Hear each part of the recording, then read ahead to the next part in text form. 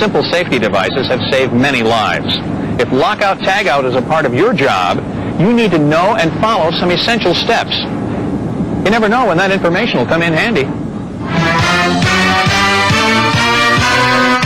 Welcome to It's Your Job, where knowing how to work safe does more than save your fingers and toes. It makes you money. Now, here's the host of our show, Bob Barber. Thank you, Dave, and thank you for joining us on It's Your Job. I'd like to welcome back our champion, Gloria Jones from Top Notch Incorporated. Great to be back. Well, Gloria, it's great to have you back with us. I understand that you've been getting the third degree around work these past few days. Yeah, people at work expect me to have all the answers to their safety questions. Well, I'm sure you've got all the correct answers. Well, I keep trying. Gloria, here is your challenger, Herb Craven from Alternative Paper. Hi, Bob. Herb Craven's my name, and safety's what I crave. Herb, tell us what you do. Well, I'm the safety director over at Alternative. I make sure that all the employees are working safely. Sounds like this matchup's going to be a dandy. Well, now, Dave, would you be so kind as to get things rolling and tell us what our topic is today? Sure will, Bob. The topic of the day is Lockout Tagout. Lockout Tagout helps make sure energy isn't released and equipment isn't turned on while being serviced. It protects the people working on the equipment. Always an important topic. It sure is, Bob. Now, did you know that OSHA estimates that nearly 2% of all workplace deaths could be avoided with the use of lockout tagout? Okay, well, thanks, Herb. Okay, contestants, you know how this works. 15 points for each correct answer, and the first contestant to get to 75 points wins this round and some fabulous prizes. If you're all set, here we go. Name 3 types of employees who need lockout tagout training. Herb. Well, the 3 types of employees that need lockout tagout training are authorized employees, affected employees, and all other employees. Precisely. Good answer! Authorized employees are people who are responsible for the lockout-tagout procedures. These are usually people who service the equipment that's locked or tagged out. The second group are affected employees. These are people who operate or use the equipment. Whenever equipment is locked or tagged out, the affected employee must leave it alone and not try to operate it. All other employees must also be trained. Authorized, affected, and other employees must all be able to recognize when lockout-tagout is taking place and understand the purpose of the procedure. But remember, authorized employees are the only ones who should put on or remove locks or tags. Herb is off to a great start. Okay, time for the second question. Electricity, as you both know, is one hazardous energy source workers must control during lockout or tagout. Name 3 others. Herb. Well, let's see. You got your mechanical, your thermal, your hydraulic, You're right. pneumatic, your chemical. Right again, Herb. Many machines have more than one energy source.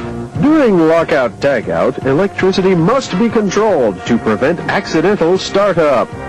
Then there's mechanical energy, hydraulic energy, pneumatic energy, chemical energy, and also thermal energy.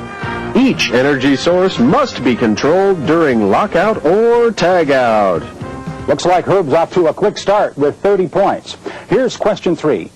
Name one way an employee could be exposed to a hazardous energy source. Herb again. An employee could be exposed if he or she was walking in the wrong way. Sorry, not specific enough. Gloria, it's your turn. A maintenance person who takes off a guard and services a machine without locking out that machine would be exposed to a hazardous energy source. That's right, you're on the board. That she is, Bob.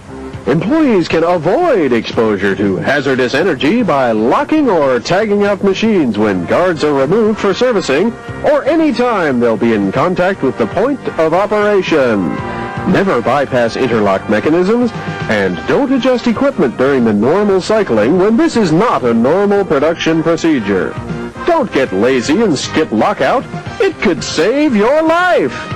Herb has 30 points and Gloria now has 15. Hands on buzzers. Here's question number 4.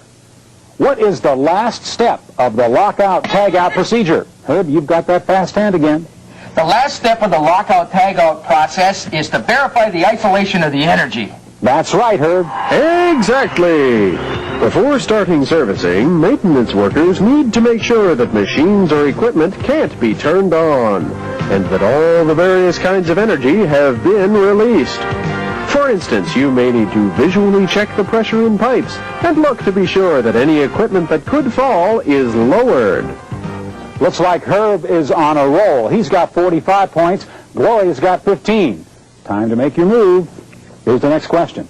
If it's not possible to use a lockout device, what can an employee do in addition to using tags to ensure better employee protection?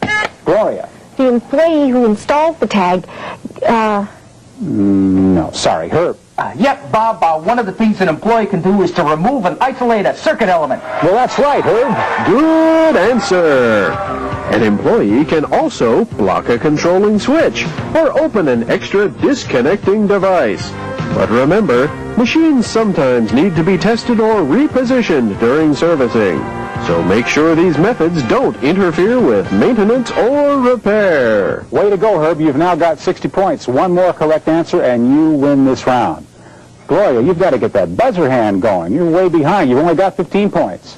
All right, here's our sixth question. Name a situation where locks or tags would be temporarily removed. Looks like we got a tie. Judges? You're first, Gloria. a situation when machines need to be tested or repositioned. Quit thinking. She is correct. In some special circumstances, machines need to be tested or repositioned during servicing. If temporary removal of a safety device is necessary, authorized employees must follow established safety procedures when re-energizing the equipment. Clear the machine of tools and materials, remove employees from the machine or equipment area, and remove lockout or tagout devices before proceeding with testing or positioning.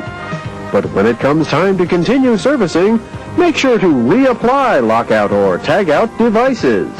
Gloria now has 30 points. Herb, you're still ahead with 60. Here's question number 7. How often should lockout, tagout procedures be inspected? Herb. The energy control procedure should be inspected annually to ensure safety. That's right. Congratulations! Lockout, tagout procedures should be inspected at least every year. Make sure they're effective. All employees need to understand the current lockout, tagout procedures in their workplace. Congratulations, Herb. You are our new champion. And Gloria, thank you so much for joining us. Don't forget those wonderful parting gifts we've got for you for being runner-up. Thanks for having me. It's been great. Now, Herb, you won that round. Dave, tell Herb what he's just won. Herb, hold on to your safety hat, because you've just won a brand new forklift! This John Doe LiftMaster comes with its own fire extinguisher, airbag, and anti-lock brakes, to name just a few of its features.